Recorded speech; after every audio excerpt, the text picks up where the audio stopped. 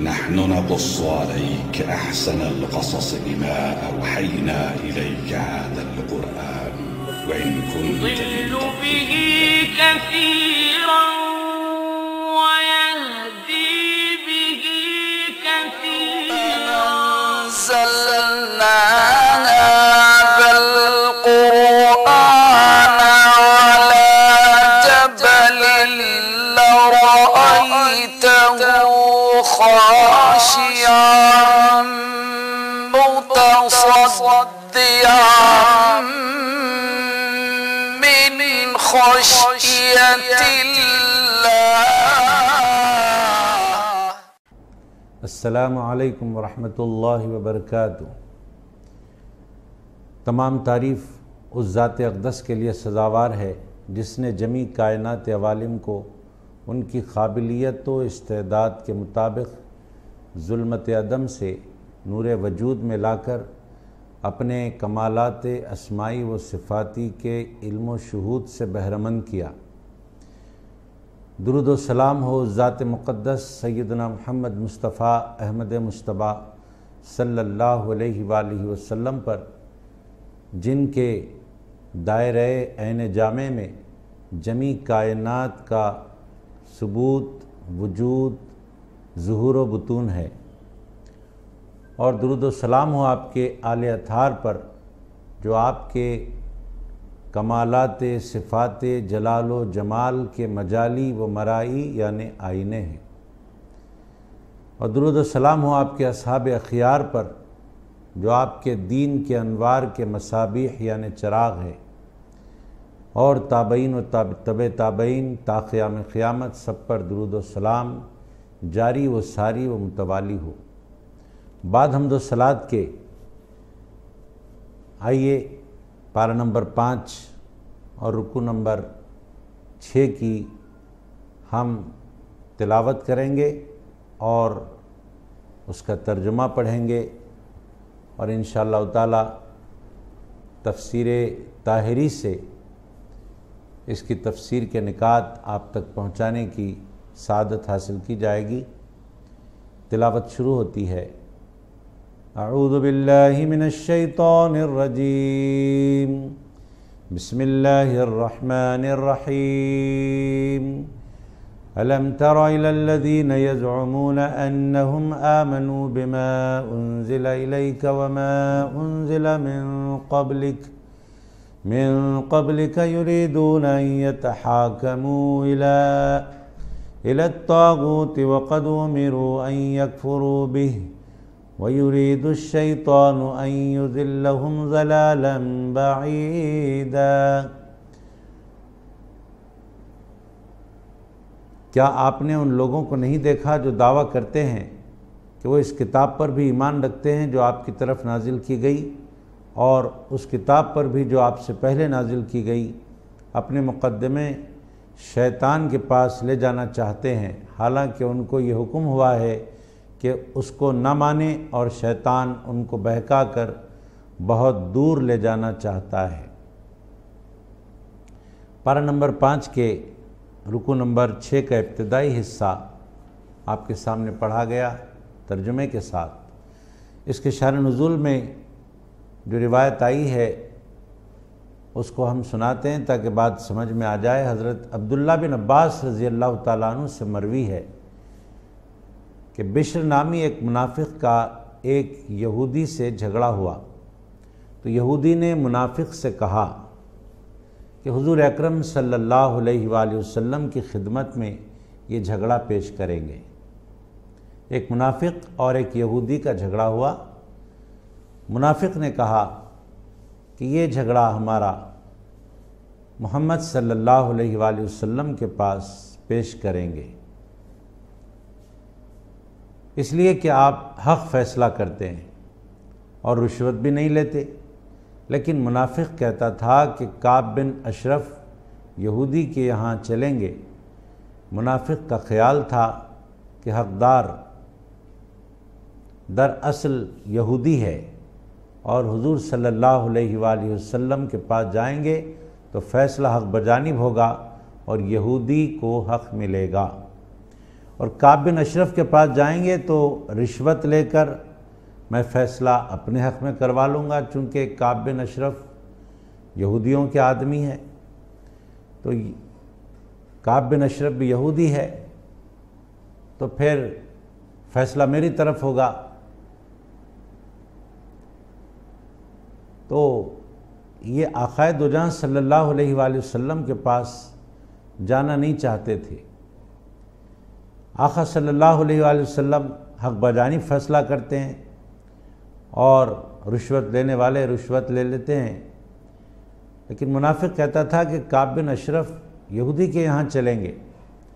منافق کا خیال تھا کہ حقدار دراصل یہودی ہے اور آقا علیہ السلام کے پاس جائیں گے تو فیصلہ حق بجانب ہوگا اور یہودی کو حق ملے گا، اور کعب بن اشرف کے پاس جائیں گے تو رشوت دے کر میں فیصلہ اپنے حق میں کروا لوں گا۔ بالآخر یہودی کے اصرار پر منافق مجبور ہوا اور جھگڑا آقا علیہ السلام کی خدمت میں پیش ہوا۔ حضور صلی اللہ علیہ وآلہ وسلم نے یہودی کے حق میں فیصلہ فرما دیا، تو منافق اس فیصلے پر راضی نہ ہوا اور کہا کہ عمر بن خطاب کے پاس چلتے ہیں۔ یہ واقعہ بڑا مشہور ہے، ایک یہودی اور ایک منافق کا جھگڑا، اور یہ فیصلے کے لیے جب آقا علیہ السلام کے پاس جاتے ہیں تو سرور کائنات صلی اللہ علیہ وآلہ وسلم جو اللہ رب العزت کے برحق رسول اور ساری دنیا میں حق کا پرچار کرنے کے لیے تشریف لے آئے، آپ نے یہودی کے حق میں فیصلہ دیا۔ جب یہودی کے حق میں فیصلہ دیا گیا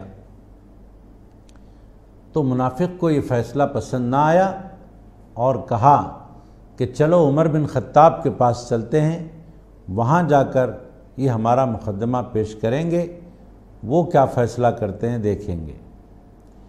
جب وہ دونوں حضرت عمر رضی اللہ تعالیٰ عنہ کے پاس حاضر ہوئے تو یہودی نے کہا کہ آقا دو جہاں صلی اللہ علیہ وآلہ وسلم نے میرے حق میں فیصلہ فرمایا ہے، لیکن یہ نہیں مانتا، حالانکہ وہ کلمہ گو تھا، اور جو منافق ہوتے ہیں کلمہ گو ہوتے ہیں لیکن اندر سے دل سے اللہ اور اس کے رسول کے فرما بردار نہیں ہوتے۔ حضرت عمر فاروق رضی اللہ تعالیٰ عنہ نے منافق سے کہا کیا یہی بات ہے؟ منافق نے کہا ہاں۔ حضرت عمر رضی اللہ عنہ نے فرمایا ٹھہرو، میں ابھی آیا۔ آپ نے اندر سے تلوار لائی اور منافق کی گردن اڑا دی اور فرمایا جو اللہ اور اس کے رسول کے فیصلے سے راضی نہ ہو، میرے یہاں اس کے لیے یہی فیصلہ ہے۔ آپ دیکھتے چلیں کہ منافق اندر سے کیسے اپنے دل میں کفر لیے رہتے ہیں۔ یہودی اور منافق کا جھگڑا ہے۔ حضور اکرم علیہ الصلاۃ والتسلیم کے پاس جب پیش ہوئے، آقا علیہ الصلاۃ والسلام نے یہودی کے حق میں فیصلہ دیا۔ اگر یہ کلمہ گو واقعتاً مومن ہوتا تو آقا علیہ الصلاۃ والسلام کے فیصلے سے راضی ہوتا، لیکن سرکار علیہ الصلاۃ والسلام کے فیصلے سے متفق نہ ہو کر حضرت عمر بن خطاب رضی اللہ تعالیٰ عنہ کے پاس چلنے کو کہا۔ فاروق اعظم رضی اللہ تعالیٰ عنہ کی تلوار نے فیصلہ کر دیا، اس منافق کی گردن مار دی گئی اور دو ٹوک فیصلہ ہو گیا۔ آقا علیہ الصلاۃ والسلام نے جو فیصلہ دیا تھا اس کو نہ مان کر منافق نے اتنی بڑی غلطی کی کہ حضرت عمر بن خطاب رضی اللہ تعالیٰ عنہ کا فیصلہ اس کی گردن اڑانے کا ہوا اور آپ نے اس کی گردن اڑا دی۔ دیکھیے حضرت فاروق اعظم رضی اللہ تعالیٰ عنہ نے قیامت تک کے لیے اہل ایمان کو یہ درس دیا کہ رسول پاک صلی اللہ علیہ وآلہ وسلم کے بارے میں کس قدر ہم کو عشق ہونا چاہیے، سرکار سے کس قدر محبت ہونا چاہیے، اور سرکار کی ذات سے بھی اور سرکار کی بات سے بھی ہر امتی کو پیار ہونا چاہیے۔ اعوذ باللہ من الشیطان الرجیم بسم اللہ الرحمن الرحیم وَإِذَا قِيلَ لَهُمْ تَعَالَوْا إِلَى مَا أَنزَلَ اللَّهُ وَإِلَى الرَّسُولِ رَأَيْتَ الْمُنَافِقِينَ يَصُدُّونَ عَنكَ صُدُودًا فَكَيْفَ إِذَا أَصَابَتْهُمْ مُصِيبَةٌ بِمَا قَدَّمَتْ أَيْدِيهِمْ ثُمَّ جَاءُوكَ يحلفون بالله إن أردنا إلا إحسانا وتوفيقا أولئك الذين يعلم الله ما في قلوبهم فأعرض عنهم وعظهم وقل لهم في أنفسهم قولا بليغا۔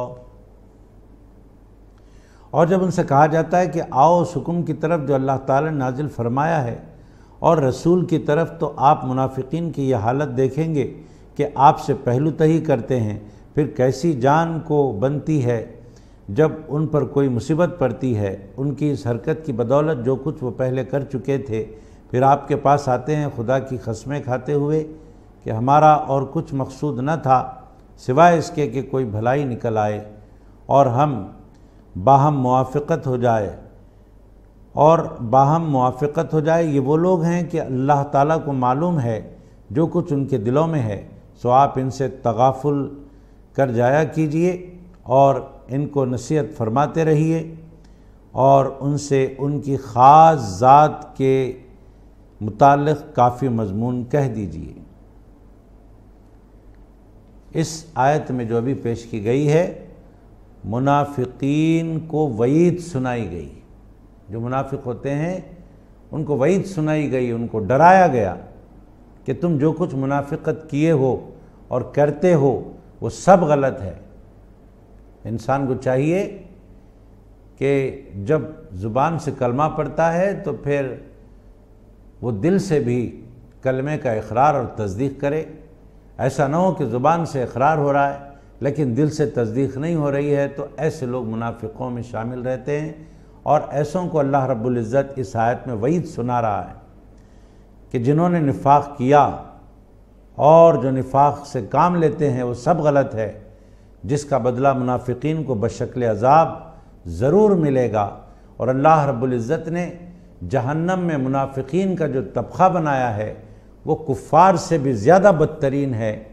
ایسے بدترین طبقے میں، ایسے سخت ترین عذاب کے طبقے میں ڈالا جائے گا جنہیں کفار سے بھی زیادہ سخت ترین عذاب ہوگا۔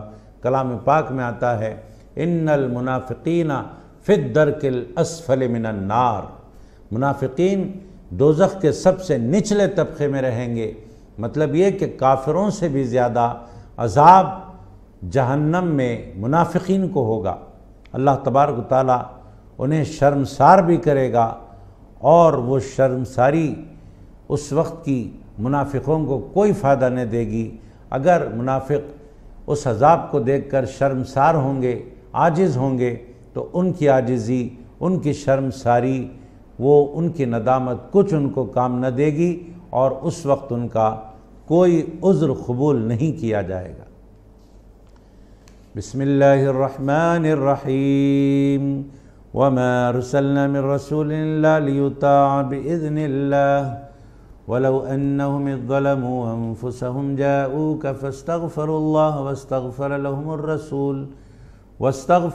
الرسول لوجدوا الله توابا رحیما۔ اور ہم نے تمام پیغمبروں کو خاص اسی واسطے مبعوث فرمایا ہے کہ بحکم خداوندی ان کی اطاعت کی جائے، اور اگر جس وقت اپنا نقصان کر بیٹھے تھے اس وقت آپ کی خدمت میں حاضر ہو جاتے، پھر اللہ تعالیٰ سے معافی چاہتے اور رسول بھی ان کے لیے اللہ سے معافی چاہتے، تو ضرور اللہ تعالیٰ کو توبہ کا قبول کرنے والا اور رحمت والا پاتے۔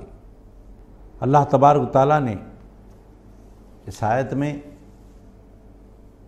قصور واروں کو یہ ترغیب دی کہ جن سے قصور ہو جائے، جن سے گناہ ہو جائے، چاہے گناہ چھوٹا ہو کہ بڑا ہو، وہ ان کو چاہیے کہ رسول کریم صلی اللہ علیہ وآلہ وسلم کی بارگاہ میں حاضری دیں، اور سرکار کی بارگاہ میں حاضری دے کر اللہ سے توبہ و استغفار کریں، اور ان کے لیے سرور کائنات صلی اللہ علیہ وآلہ وسلم سفارش کریں، تو آقا علیہ الصلوۃ والسلام کی سفارش کی وجہ سے ضرور اللہ تبارک و تعالی گناہ گاروں کے گناہوں کو معاف کرے گا، ان کی توبہ کو قبول کرے گا اور انہیں گناہوں سے پاک صاف کر دے گا۔ اللہ تبارک و تعالیٰ نے رسولوں میں سے ہر رسول کو ہر معاملے میں اپنی اجازت کے سبب سے مطاع بنا کر بھیجا ہے۔ رسولوں کی شان بیان ہو رہی ہے۔ اللہ رب العزت نے اس آیت میں اپنے رسولوں کی شان بیان فرما رہا ہے اور ارشاد فرماتا ہے کہ ہم نے رسولوں کو مطاع بنا کر بھیجا۔ مطاع یعنی جس کی اطاعت کی جائے، جس کی فرما برداری کی جائے، جس کی فرما برداری کی جاتی ہے، جس کی اطاعت کی جاتی ہے اس کو مطاع کہتے ہیں، اور فرما برداری کرنے والے کو مطیع کہتے ہیں۔ رسول پاک علیہ الصلوۃ والسلام کی اطاعت اور ان کے حکم کی تعمیل لازم قرار پاتی ہے ان لوگوں پر جن کی طرف آقا علیہ الصلوۃ والسلام مبعوث ہوئے۔ اس آیت میں اشارہ ہے کہ رسول مطاع ہوتے ہیں اور ساری امت مطیع ہوتی ہے، لہذا کسی بھی اعتبار سے مطیع یعنی اطاعت کرنے والا مطاع کے برابر ہرگز نہیں ہو سکتا، یعنی کوئی امتی اعتقاد کی بنیاد پر، عمل کی بنیاد پر کسی بھی اعتبار سے کوئی بھی امتی رسول کے برابر نہیں ہو سکتا، اس لیے کہ اللہ نے امت کو مطیع بنایا اور رسول کو مطاع بنایا۔ جس کی اطاعت کی جاتی ہے اس کے برابر ہرگز کوئی اطاعت کرنے والا نہیں ہو سکتا۔ حدیث شریف میں آتا ہے، یعنی ایک حدیث پاک کے ذریعے ہم مقام رسالت بتانا چاہتے ہیں۔ آقا علیہ الصلوۃ والسلام نے فرمایا کہ صحابی مٹھی بھر خیرات کرے، کوئی صحابی مٹھی بھر خیرات کرے، اور جو صحابی نہیں ہے، غیر صحابی ہے، صحابہ کے علاوہ جو غیر صحابی ہے، وہ احد پہاڑ کے برابر سونا خیرات کرے۔ دیکھیے تقابل، دیکھیے کہ ایک صحابی سے ایک غیر صحابی کا کوئی مقابلہ نہیں ہو سکتا۔ ایک صحابی کا رتبہ اللہ کی بارگاہ میں، اللہ کے رسول کی بارگاہ میں کتنا بلند ہے کہ ایک صحابی اگر مٹھی بھر جو خیرات کرتے ہیں اللہ کی راہ میں، اس کا کیا رتبہ ہے اللہ کے نزدیک، اور ایک غیر صحابی جو صحابی نہیں ہے وہ احد پہاڑ کے برابر سونا خیرات کرتا ہے، تو اللہ تبارک و تعالیٰ کے نزدیک احد پہاڑ کے برابر سونا خیرات کر کے بھی کوئی غیر صحابی ایک صحابی کی مٹھی بھر جو خیرات کرنے کے برابر نہیں ہو سکتا۔ یعنی احد پہاڑ کے برابر سونے کی خیرات ہے، اور ادھر صحابی کی خیرات ایک مٹھی جو ہے، مگر ایک غیر صحابی اتنا خیرات کر کے بھی ایک مٹھی جو خیرات کرنے والے صحابی کے برابر ہرگز نہیں ہو سکتا، نہ اس کی خیرات برابر ہو سکتی ہے، نہ وہ صحابی کے برابر ہو سکتا ہے۔ تب یہاں سے اندازہ کیا جائے، یہاں سے ایک اندازہ کیا جائے کہ ایک غیر صحابی جو صحابی نہیں ہے، وہ عمل کی بنیاد پر ایک صحابی کے برابر نہیں ہو سکتا۔ ایک غیر صحابی کثرت عمل کی بنیاد پر ایک صحابی کے برابر نہیں ہو سکتا، تو پھر امتی نبی کے برابر کیسے ہو سکتا ہے؟ جب صحابی کے برابر نہیں ہو سکتے تو نبی کے برابر کیسے ہو سکتے ہیں؟ صحابی کون ہے؟ صحابی اس مسلمان کو کہتے ہیں جو حالت اسلام میں، حالت ایمان میں سرکار علیہ الصلوۃ والسلام کا دیدار کیا ہو۔ ایک لمحے کے لیے صحیح جس مسلمان نے آقا علیہ الصلوۃ والسلام کو اپنے سر کی آنکھوں سے دیکھا ہے وہ صحابی ہے، تو اندازہ کرو نبی پاک کے دیکھنے والے کی برابری نہیں ہو سکتی، تو جس کو دیکھا جا رہا ہے اس رسالت مآب علیہ الصلوۃ والتسلیم کی برابری کیسے ہو سکتی؟ حدیث پاک میں آیا، حضور اکرم صلی اللہ علیہ وآلہ وسلم کا ارشاد مبارک ہے کہ تم میں سے کوئی بھی مومن نہیں ہو سکتا اس وقت تک جب تک کہ اس کی خواہش کے تابع وہ ساری چیزیں نہ ہو جائیں جس کو میں لے کر آیا ہوں، یعنی کوئی اس وقت تک مومن نہیں ہو سکتا جب تک کہ وہ میرے تابع نہ ہو جائے۔ کیا مطلب ہے اس کا؟ اس کا مطلب یہ ہے کہ سچا اور پکا مومن وہ ہے جو حضور صلی اللہ علیہ وآلہ وسلم اور آپ کے لائے ہوئے احکامات کے تابع ہو جائے۔ وہ سچا اور پکا مومن، تابع ہونے والا، مطیع ہونے والا سچا اور پکا مومن۔ برابری کا دعویٰ کرنے والا مومن نہیں ہو سکتا۔ وہاں تو عاجزی چاہیے، وہاں انکساری چاہیے، وہاں خاک ساری چاہیے۔ دربار رسالت مآب علیہ الصلاۃ والتسلیم میں مومن جتنا خاکسار ہوتا جائے گا اتنا ہی پروردگار عالم اس کو درجات اور بلندیاں اور مراتب عطا فرمائے گا۔ آقا علیہ الصلاۃ والسلام کا ارشاد مبارک ہے، جس نے میری سنت کو ضائع کیا وہ میری شفاعت سے محروم ہوگا۔ جو شخص میری سنت پر محافظت کرتا ہے تو اسے اللہ تعالیٰ 4 خصلتوں سے نوازتا ہے۔ نمبر 1، نیک لوگوں کے دلوں میں اس کے متعلق محبت ڈال دیتا ہے۔ دیکھیے، جو آقا علیہ الصلاۃ والسلام کی برابری کے دعوے دار ہیں وہ مردود ہیں، اور جو حضور صلی اللہ علیہ وآلہ وسلم کی بارگاہ میں عاجز اور منکسر رہتے ہیں، سرکار کا تابع اور سرکار کا خود کو مطیع بنا کر رہتے ہیں، آقا دو جہاں صلی اللہ علیہ وآلہ وسلم نے ارشاد فرمایا کہ ان کے اندر اللہ رب العزت 4 خوبیاں عطا فرماتا ہے، جس میں سے نمبر 1 ہے نیک لوگوں کے دلوں میں اس کی محبت ڈال دیتا ہے۔ نمبر 2، برے لوگوں کے دلوں میں اس کی ہیبت ڈال دیتا ہے۔ نمبر 3، اس کے رزق میں برکت دیتا ہے۔ نمبر 4، دین میں وثوق عطا فرماتا ہے۔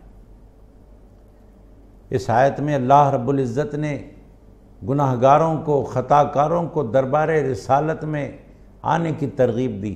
اے گناہ گارو، اے خطا کارو، اگر تم خطاؤں کی معافی چاہتے ہو تو میرے محبوب کی بارگاہ میں آؤ۔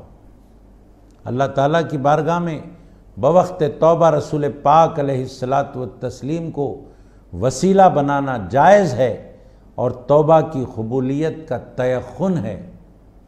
جس دعا میں سرکار دو عالم صلی اللہ علیہ وآلہ وسلم کا وسیلہ ہوتا ہے، سرکار کے وسیلے سے جو دعا ہوتی ہے اس کی قبولیت کا یقین پیدا ہو جاتا ہے کہ اللہ رب العزت میری دعا کو اپنے محبوب کے صدقے میں یقیناً قبول کرے گا۔ کیوں نہ ہو، آقا دو جہاں صلی اللہ علیہ وآلہ وسلم نے ارشاد فرمایا، شفاعتی لأہل الکبائر امتی، میری شفاعت میری امت کے بڑے بڑے گناہ گاروں کے لیے۔ دربار رسالت کی برکتوں کا کیا کہنا، آقا دو جہاں کی بارگاہ کی حاضری کا کیا کہنا۔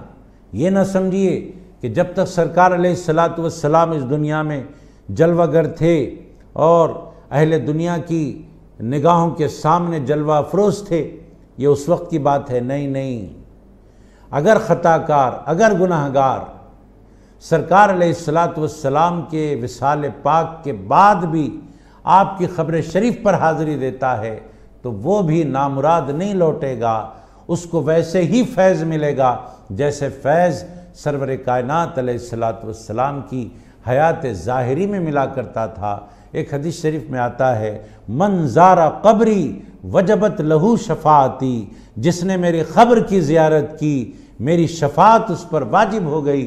تو مطلب یہ ہوا، حدیث مبارکہ کی روشنی میں ہمیں یہ بات سمجھ میں آ گئی، ہمیں پتہ چل گیا کہ آقا علیہ الصلاۃ والسلام کا یہ ارشاد مبارک کہ جس نے میرے قبر کی زیارت کی اس پر میری شفاعت واجب ہو گئی، اس کا مطلب یہ ہوا کہ اے زیارت کرنے والے، گھر سے چل کر میری قبر تک آنا یہ تیرا کام ہے، اور رب کی بارگاہ میں تجھے بخشوانا یہ میرا کام ہے۔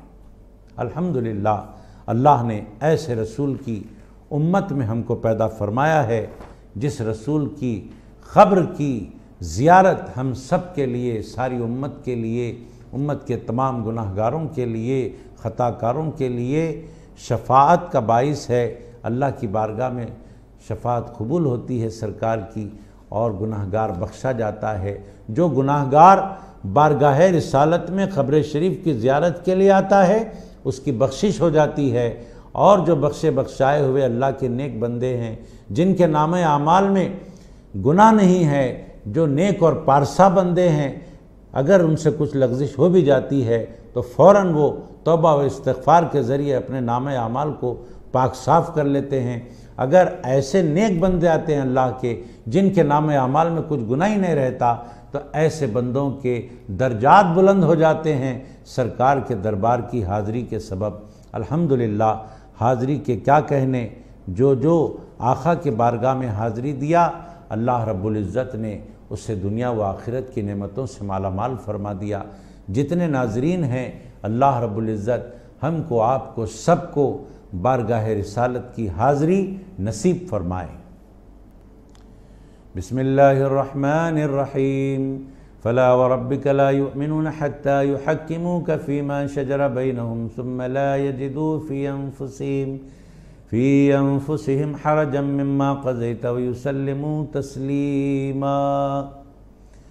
پھر قسم ہے آپ کے رب کی، یہ لوگ ایماندار نہ ہوں گے جب تک یہ بات نہ ہو کہ ان کے پاس، ان کے آپس میں جو جھگڑا واقع ہو اس میں یہ لوگ آپ سے تسویہ کروا لیں، پھر آپ کے اس تسویے سے اپنے دلوں میں تنگی نہ پائیں اور پورے طور پر تسلیم کر لیں۔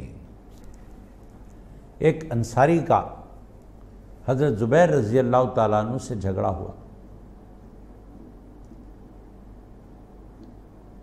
ایک انصاری کا حضرت زبیر رضی اللہ تعالیٰ عنہ سے جھگڑا ہوا باغوں میں آبرسانی سے متعلق۔ یہ معاملہ بارگاہ رسالت مآب صلی اللہ علیہ وآلہ وسلم میں پیش ہوا۔ آقا علیہ السلام نے فرمایا، یعنی اس آیت کا شان نزول بیان ہو رہا ہے، جب جھگڑا پیش ہوا تو سرکار علیہ السلام نے فرمایا، اے زبیر تم اپنے باغ کو پانی دے کر اپنے پڑوسی کی طرف پانی چھوڑنا۔ حضور اکرم صلی اللہ علیہ وآلہ وسلم کا یہ فرمان انصاری کو گراں گزرا، اور اس نے کہا کہ زبیر آپ کے پھوپھی زاد بھائی ہیں یا رسول اللہ۔ حالانکہ فیصلہ ایسا ہوا جس میں حضرت زبیر کو اپنے پڑوسی انصاری کے ساتھ حسن سلوک کی ہدایت فرمائی گئی، لیکن انصاری نے اس فیصلے کی قدردانی نہ کی۔ اس پر آقا علیہ السلام نے حضرت زبیر کو حکم دیا کہ اپنے باغ کو سیراب کر کے پانی روک لو۔ انصاف کا تقاضا یہی ہے کہ قریب والا ہی پانی کا مستحق ہے۔ اس پر یہ آیت نازل ہوئی۔ آقا علیہ السلام کے ہر امتی کو چاہیے کہ وہ آپ کی تابعداری کرے اور ظاہراً اور باطناً ان کی نیاز مندی اختیار کرے۔ آقا علیہ السلام کی ذات گرامی اور آپ کے ارشادات کے مطابق اپنی زندگی گزاریں، سرکار کی ذات سے محبت ہو اور سرکار کے ارشادات کی تابعداری ہو۔ اگر ایسا ہماری زندگیوں میں طرز عمل آ جائے تو یقیناً سرور کائنات علیہ السلام کی خوشنودی ہمیں حاصل ہوگی، اور یہ بات طے شدہ ہے کہ جس بندے سے سرکار راضی ہو جاتے ہیں اللہ رب العزت بھی اس سے راضی ہو جاتا ہے۔ بسم اللہ الرحمن الرحیم وَلَوْ أَنَّا كَتَبْنَا عَلَيْهِمْ أَنِ اقْتُلُوا أَنفُسَكُمْ أَوِ اخْرُجُوا مِن دِيَارِكُمْ مَا فَعَلُوهُ إِلَّا قَلِيلٌ مِّنْهُمْ وَلَوْ أَنَّهُمْ فَعَلُوا مَا يُوعَدُونَ بِهِ لَكَانَ خَيْرًا لَّهُمْ وَأَشَدَّ تَثْبِيتًا وَإِذًا لَّآتَيْنَاهُم مِّن لَّدُنَّا أَجْرًا عَظِيمًا وَلَهَدَيْنَاهُمْ صِرَاطًا مُّسْتَقِيمًا۔ اور ہم اگر لوگوں پر یہ بات فرض کر دیتے کہ تم خودکشی کیا کرو یا اپنے وطن سے بے وطن ہو جایا کرو تو بجز معدود چند لوگوں کے اس حکم کو کوئی بھی نہ بجا لاتا، اور اگر یہ لوگ جو کچھ ان کو نصیحت کی جاتی ہے اس پر عمل کیا کرتے تو ان کے لیے بہتر ہوتا، اور ایمان کو زیادہ پختہ کرنے والا ہوتا، اور اس حالت میں ہم ان کو خاص اپنے پاس سے اجر عظیم عطا فرماتے اور ہم ان کو سیدھا راستہ بتلاتے۔ اس آیت کا شان نزول پیش کیا جا رہا ہے، سماعت فرمائیں۔ ثابت بن قیس بن شماس سے ایک یہودی نے کہا کہ اللہ نے ہم پر اپنا قتل اور گھر بار چھوڑنا فرض کیا تھا، ہم نے اس کو بجا لایا۔ اس پر ثابت نے کہا کہ اگر اللہ تعالی ہم پر فرض کرتا تو ہم بھی ضرور بجا لاتے۔ اس مکالمات پر یہ آیت کا نزول ہوا۔ ان آیت میں اللہ تعالیٰ نے مخلصین اور منافقین کے درمیان فرق کو بیان فرمایا، اور بیان کرتے ہوئے فرمایا کہ اگر ہم سخت احکام نازل کرتے تو جو منافقین ہے وہ ان احکام پر عمل نہ کرتے، وہ منافقین عمل نہ کرتے۔ اس کے برخلاف مومنین مخلصین کا حال یہ ہے کہ خواہ کتنے ہی سخت احکام دیے جائیں وہ بصر و چشم قبول کرتے ہوئے اس پر عمل پیرا ہوتے ہیں۔ منافقین اور مومنین کے بیچ اللہ نے فرق کو ظاہر فرمایا۔ اللہ تبارک و تعالیٰ فرماتا ہے کہ اگر ہم سخت ترین احکام نازل کرتے تو جو مومن مخلص ہیں وہ تو ہمارے سخت ترین احکام کے آگے بصر و چشم اپنے آپ کو ایسے رجوع کرتے کہ دنیا اشش کرتی۔ کیسے ہی سخت ترین اگر ہم احکامات نازل کرتے تو جو مومن مخلص ہیں وہ تو قبول کر لیتے اور اس پر عمل پیرا ہوتے، خواہ کتنی ہی دقت اور کتنی مشقت ان کو اٹھانی پڑے۔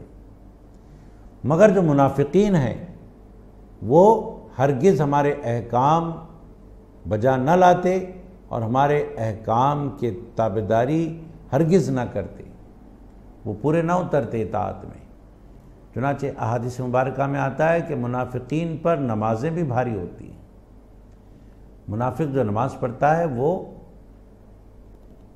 دل جمعی کے ساتھ، اخلاص کے ساتھ اور توجہ کے ساتھ منافق نماز نہیں پڑھتا، وہ تو دکھاوے کے لیے پڑھتا ہے۔ منافق اخلاص کے ساتھ اللہ کی بارگاہ میں رجوع ہو کر اور ایک سوئی کے ساتھ ہرگز نماز نہیں پڑھتا، جبکہ مومن مخلص اللہ کے لیے، اللہ کی خوشنودی کے لیے اور ایک سوئی کے ساتھ، پوری لگن کے ساتھ، پوری توجہ کے ساتھ نماز پڑھتا ہے۔ خالق کائنات نے اس آیت میں منافقین کے دکھاوے اور مومن مخلص کی للہیت کا ذکر فرمایا ہے۔ یہ مومنین کے حق میں ایک بہت بڑا انعام ہے کہ اللہ رب العزت نے مخلص مومنین کی تعریف فرمائی۔ منافقین اگر اللہ تعالیٰ کے مواعظ پر عمل کر لیتے تو ضرور انہیں بڑے فوائد حاصل ہوتے۔ وہاں تو دل میں ایمان ہی نہیں ہے تو وہ کیا اخلاص اور للہیت سے کام لیں گے؟ وہاں تو صرف کلمہ زبان پر ہے، دل میں کچھ نہیں، دل کلمے کی تصدیق سے خالی۔ مومن قلبی طور پر بھی مومن رہتا ہے، زبان سے اقرار بھی کرتا ہے الحمدللہ۔ منافقین اگر اللہ کے نصیحتوں پر، اللہ کے احکام پر عمل کر لیتے تو ضرور انہیں بڑے فوائد ہوتے، وہ دل سے ایمان لاتے اور عمل صالح کی زندگی گزارتے۔ اللہ تعالیٰ انہیں اتنا کثرت سے ثواب دیتا کہ جس کے انقطاع کا وہم و گمان بھی نہ ہوتا، اور راہ مستقیم پر قائم و دائم کرتا انہیں، اور انہیں سلوک کی منزلیں طے کرواتے ہوئے عالم قدس تک پہنچا دیتا اور ان کے لیے علوم غیب کے دروازے کھول دیتا۔ لیکن ان منافقین کے برعکس مومنین مخلصین نے اللہ تعالیٰ کے مواعظ پر عمل کیا اور مذکورہ تمام نعمتوں کو حاصل کر لیا۔ اگر منافقین اپنے دل سے تصدیق کرتے ایمان کی اور نیک عمل کے ذریعے اپنے نامہ اعمال کو مزین کرتے، اللہ کی رضا کی خاطر اعمال صالحہ کرتے، تو ابھی جو انعامات اور جو اکرام اور جو نعمتوں کا ذکر ہوا ہے، یہ ساری نعمتیں ان لوگوں کو ضرور ملا کرتی، لیکن منافقوں کو ان نعمتوں میں سے ایک نعمت بھی نہیں ملی۔ یہ ساری نعمتیں مومنین مخلصین کو ملی ہیں، جو ابھی آپ کے سامنے نعمتیں گنوائی گئیں۔ مومنین مخلصین کی شان یہ ہوتی ہے کہ جتنا علم ان کے پاس پہنچتا ہے وہ اس پر عمل پیرا ہو جاتے ہیں، اور ان کے عمل سے راضی ہو کر رب تبارک و تعالیٰ ان پر مزید فضل فرماتا ہے۔ جیسے کہ ایک حدیث پاک میں ارشاد ہوا، جو اپنے پڑھے پر عمل کرے، یعنی جتنا علم مل گیا اس پر کوئی عمل کر لے تو اللہ تبارک و تعالیٰ اسے وہ علم عطا فرماتا ہے جس کا اس سے پہلے علم نہ تھا۔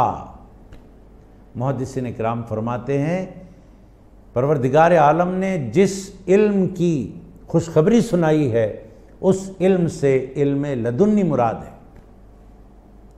اس علم سے علم لدنی مراد ہے، یعنی اللہ رب العزت القاء فرماتا ہے۔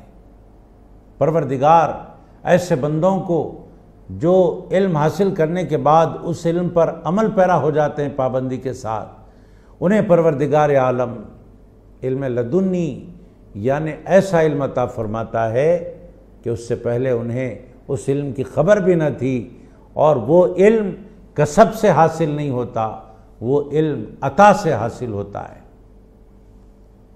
جو علم کسب اور محنت سے حاصل ہوتا ہے اس علم کو علم ظاہر کہتے ہیں، اور جو علم عطائی ہوتا ہے اس کو علم لدنی کہتے ہیں، جیسے کہ کلام پاک میں فرمایا گیا وَعَلَّمْنَاهُ مِن لَدُنَّا عِلْمًا، اور ہم نے اپنے اس بندے کو علم لدنی دیا ہے۔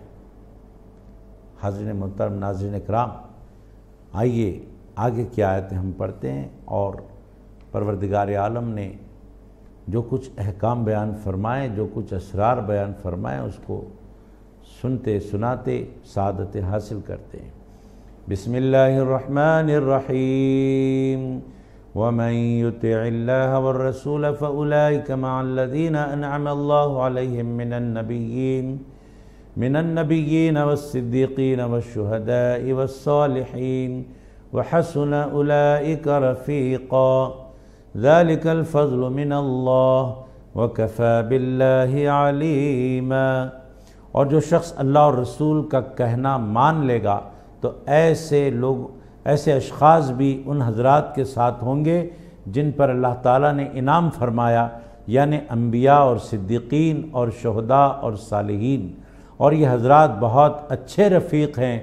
یہ فضل ہے اللہ تبارک و تعالیٰ کی جانب سے، اور اللہ تبارک و تعالیٰ کافی ہے جاننے والے۔ اس آیت میں خالق کائنات نے اپنے محبوب بندوں کا ذکر فرمایا۔ حضرت ثوبان رضی اللہ عنہ حضور اکرم علیہ الصلاۃ والتسلیم کے غلام تھے۔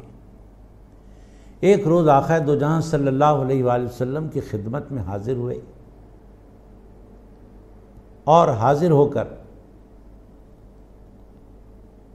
اپنے زبان حال سے کچھ بیان کیا۔ جب زبان حال بولتی ہے تو خال کی ضرورت نہیں پڑتی۔ بارگاہ رسالت میں حاضر ہوئے حضرت ثوبان جو آقا کے غلام تھے علیہ الصلاۃ والتسلیم، غم سے آپ کا چہرہ متغیر تھا اور جسم کمزور پڑ چکا تھا۔ آقا علیہ السلام نے ان سے فرمایا، ثوبان طبیعت ناساز کیوں ہے؟ کیا نصیب ہیں حضرت ثوبان کے کہ بارگاہ رسالت میں حاضر ہوتے ہیں اور آقا علیہ السلام ان کی طبیعت پوچھتے ہیں؟ قربان جائیں ایسے نصیب پر کہ دربار رسالت کی حاضری اور پھر سرور کائنات علیہ الصلاۃ والسلام کا طبیعت پوچھنا، اے صوبان طبیعت ناساز کیوں ہے؟ عرض کی سرکار نہ تو مجھے کوئی جسمانی تکلیف ہے اور نہ کوئی غم، صرف اس فکر میں ہوں کہ دنیا میں جب بھی آپ سے دور ہوتا ہوں اور آپ کی زیارت کا خیال آتا ہے، آپ سے ملاقات کا خیال آتا ہے تو فوراً حاضر ہو جاتا ہوں، آپ کے دیدار سے مشرف ہو جاتا ہوں۔ ہر امتی کے لیے یہ واقعہ ایک درس ہے، ایک فکر ہے اور ایک خوشخبری ہے کہ دیکھیے کیا پوچھ رہے ہیں سرکار، مجھے نہ کوئی جسمانی تکلیف ہے، نہ مجھے کوئی غم ہے، نہ میرا کوئی نقصان ہوا ہے، نہ کچھ نہ کیا، بس ایک فکر ہے جو مجھے فکر مند کی ہوئی ہے۔ فرمایا کیا فکر ہے؟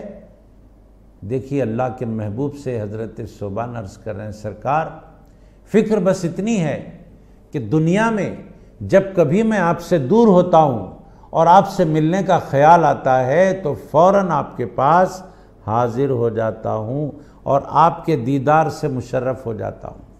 صحابہ کرام کے نزدیک دنیا وما فیہا سے بڑھ کر، دنیا کے ہر چیز سے بڑھ کر، دنیا کے بڑی سے بڑی قیمتی چیز سے بڑھ کر سب سے بڑی قیمتی اگر کوئی چیز تھی صحابہ کرام کے پاس تو وہ سرکار کا دیدار۔ تو حضرت صوبان عرض کرتے ہیں کہ جب کبھی میں آپ سے دور ہوتا ہوں اور ملنے کا خیال آتا ہے تو فوراً آ کر مل لیتا ہوں اور آپ کی زیارت سے مشرف ہو جاتا ہوں۔ آپ کا دیدار سارے غم و آلام دور کر دیتا ہے۔ جب آپ کو دیکھ لیتا ہوں تو سارے غم، ساری پریشانیاں دور ہو جاتی ہیں۔ یہاں رک کر میں ایک بات عرض کرتا ہوں حاضرین ناظرین، وہ صحابہ کرام تھے جب بے چین ہو جاتے، جب دیدار کی آرزو ہوتی تو فوراً دربار رسالت میں حاضر ہوتے اور سرکار کے روح انور کو دیکھ کر خوشی محسوس کرتے، مسرت حاصل کرتے، مطمئن ہو جاتے، سارا غم چلا جاتا، سارے آلام چلے جاتے، ساری پریشانیاں چلی جاتی۔ لیکن کیا کریں کہ ہم اس دور میں ہیں کہ جب بے چین ہوتے ہیں تو سرکار کے دیدار سے مشرف ہونا ہمارے لیے کہاں ہے، مگر اللہ کی رحمت سے مایوس نہیں ہونا ہے۔ یقیناً صحابہ اکرام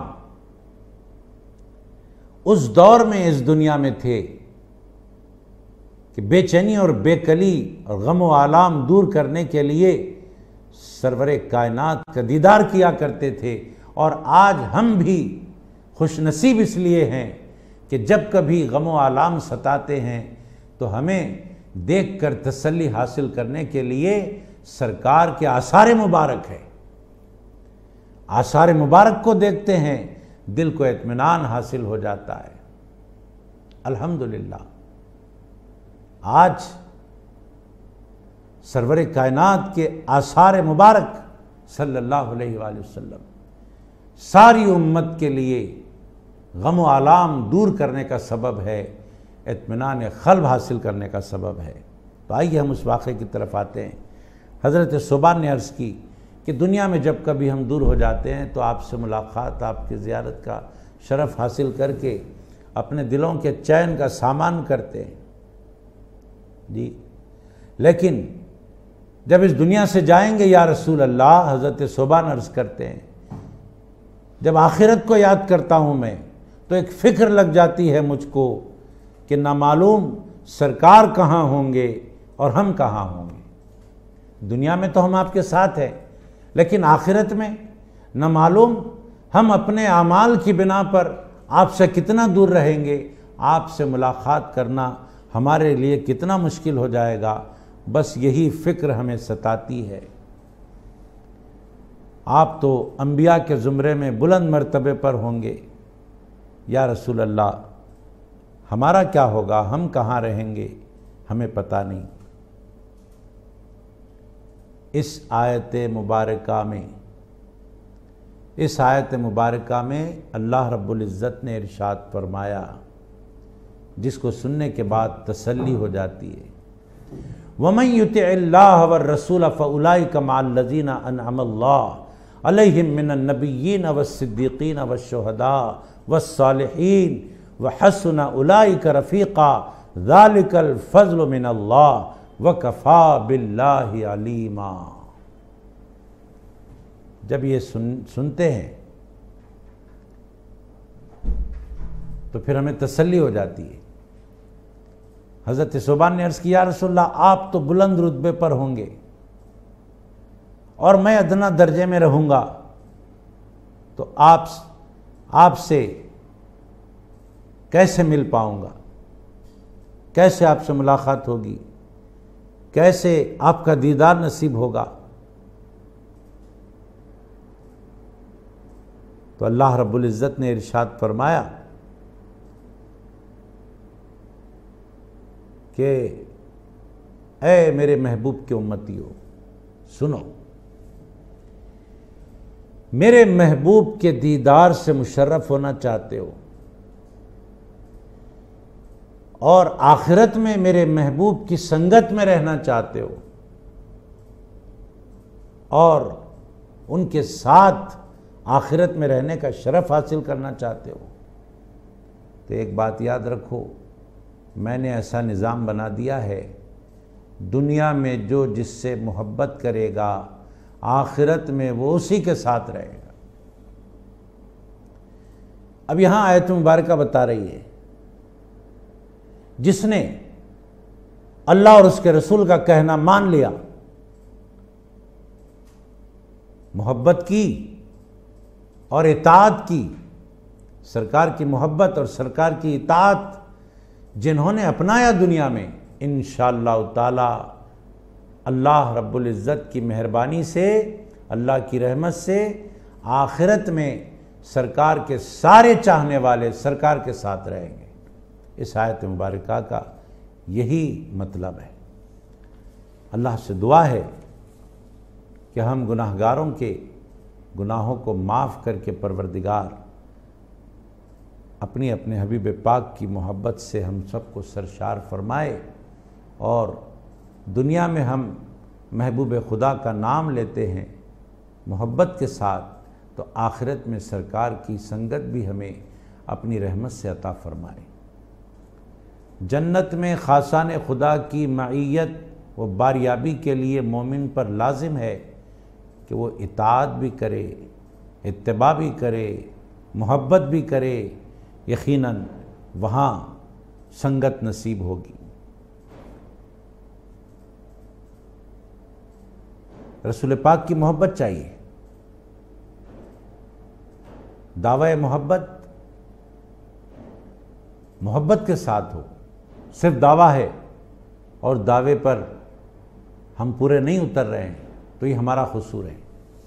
جب دعوی محبت ہے کہ ہمیں سرکار سے محبت ہے کا دعویٰ، تو پھر سرکار کی اطاعت و فرما برداری بھی چاہیے۔ ہمارے لیے یہ لازم ہے کہ سرکار کی محبت اور سرکار کی اطاعت، تو پھر دیکھیے اللہ کی کیسی عنایت ہوتی ہے ہم پر۔ اگر محبت کرتا ہے کوئی بندہ اور اطاعت نہیں کرتا تو یہ بھی ادھوری بات ہوئی ہے، اور اگر کوئی اطاعت کی بات کرتا ہے مگر محبت نہیں کرتا، یہاں تو سرے سے ہی اسلام و ایمان ہی چلا گیا۔ تو محبت بھی چاہیے، اطاعت بھی چاہیے۔ اللہ فرماتا ہے کہ ایسے لوگ جو محبت و اطاعت کرتے ہیں وہ آخرت میں نبیین کے ساتھ ہوں گے، صدیقین کے ساتھ ہوں گے، شہداء کے ساتھ ہوں گے، صالحین کے ساتھ ہوں گے۔ الحمدللہ۔ نبیین کون؟ نبی کس کو کہتے ہیں؟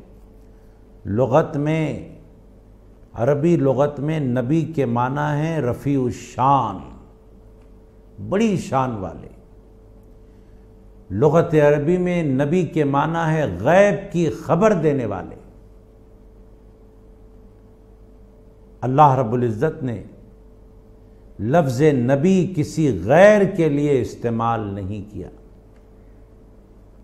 کسی غیر کے لیے لفظ نبی استعمال ہونے نہیں دیا اللہ نے۔ لفظ نبی کے معنی اور لفظ نبی کا مطلب رفیع الشان، بڑی شان والے۔ صدیقین یہ کون ہیں؟ صدیقین کون ہوتے ہیں؟ بہت بڑے بزرگ جن کے اقوال و افعال میں سچائی اور اخلاص درجہ کمال تک ہوتا ہے، ان کو صدیقین کہتے ہیں۔ یعنی نبیین کس کو کہتے ہیں، صدیقین کس کو کہتے ہیں، شہداء کس کو کہتے ہیں، صالحین کس کو کہتے ہیں، وہ بتایا جا رہا ہے۔ نبی یعنی غیب کی خبریں دینے والے، نبی یعنی بڑی شان والے، یہ عربی لغت میں لکھا ہے۔ صدیقین کس کو کہتے ہیں؟ بہت بڑے بزرگ جن کے اقوال و افعال میں صدق و اخلاص درجہ کمال تک ہوتا ہے، انہیں تزکیہ نفس، تصفیہ قلب اور ریاضات سے عرفان کی انتہائی منزلوں تک رسائی رہتی ہے، ان کو صدیقین کہتے ہیں۔ اور شہداء کس کو کہتے ہیں؟ شہداء وہ حق کے جانثار مخلص نفوس جنہوں نے اعلاء کلمت اللہ کے لیے اپنی جانیں قربان کر دی، وہ شہداء ہیں۔ صالحین کس کو کہتے ہیں؟ صالحین وہ نیک حضرات جن کی زندگیاں اوامر کو بجا لانے اور نواہی سے اجتناب میں گزر گئیں۔ صالحین وہ نیک بندے جو اللہ اور اس کے رسول کے احکامات پر عمل کرتے ہیں، اور اللہ اور اس کے رسول نے جن باتوں سے منع کیا ہے اس سے بچ جاتے ہیں، وہ ہرگز نہیں کرتے۔ ایسے اللہ کے نیک بندوں کو صالحین کہتے ہیں۔ ذالک الفضل من اللہ، آخرت میں مذکورہ نفوس قدسیہ کی معیت صرف طاعات کے بدلے نہیں بلکہ طاعات پر فضل خدا کی بدولت میں اثر ہوگی۔ یعنی دنیا میں آدمی کتنا ہی اطاعت و فرما برداری والا ہو، کسی بندے کو بھی اس کے عمل کی بنیاد پر آخرت کی نعمتیں، آخرت کے درجات نہیں ملیں گے، بلکہ اللہ کے فضل اور اس کی رحمت کی وجہ سے ملیں گے۔ یہ بات یاد کرنے کی، یاد رکھنے کی۔ جنت میں جنتیوں کے لیے جہاں انبیاء، صدیقین، شہداء اور صالحین کی رفاقت، ان کی سنگت ایک نعمت ہوگی، وہیں امام الانبیاء والمرسلین کی سنگت اور سرکار کے ساتھ رہنا اور سرکار کا دیدار تمام جنتیوں کے لیے اور خود مذکورہ نفوس قدسیہ کے لیے نعمت عظمیٰ ثابت ہوگا۔ یعنی جنتیوں کے لیے جنت میں سب سے بڑی نعمت اللہ کے رسول کی سنگت، اللہ کے رسول کا دیدار ہوگا، جو اللہ کی نعمتوں میں سب سے بڑی نعمت ہے۔ اللہ سے دعا ہے پروردگار کہ تو اپنے فضل و کرم سے ہم سب کو تیری اور تیرے حبیب پاک کی سچی محبت عطا فرما، اور اس محبت کو دل میں لے کر تیری اور تیرے حبیب پاک کی اطاعت اور فرما برداری کا جذبہ اور عمل عطا فرما، اور اپنے فضل سے، اپنی رحمت سے دنیا میں، آخرت میں آقائے دو جہاں صلی اللہ علیہ وآلہ وسلم کی سنگت، اور دنیا میں آپ کے بارگاہ کی زیارت، آخرت میں آپ کی ذات گرامی کی معیت اور نزدیکی اور آپ کے دیدار سے مشرف فرما۔ وصلی اللہ تعالی علی خیر خلقہ ونور عرشہ سیدنا محمد وعلی آلہ واصحابہ اجمعین والحمد للہ رب العالمین۔ بسم اللہ الرحمن إنا أنزلناه قرآنا عربيا لعلكم تعقلون نحن نقص عليك أحسن القصص بما أوحينا إليك هذا القرآن